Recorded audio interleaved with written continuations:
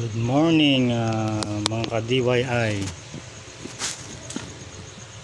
Gagawin natin ngayon ay magpapalit tayo ng wheel hub bearing ng Toyota Hiace Grandia.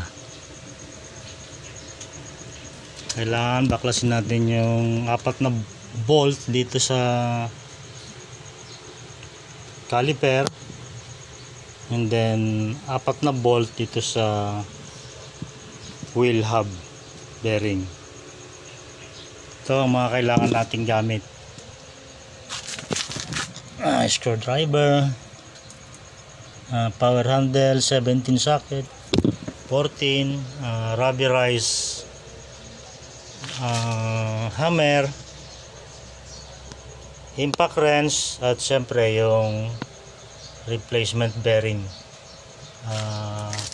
Hey guys, sa bearing pala, iwasan natin magkabit ng mga local na bearing kasi hindi rin tatagal. Itong ikakabit ko ay original na NSK Japan product. So mamaya guys, update ko kayo pagka nabaklas ko na yung bearing.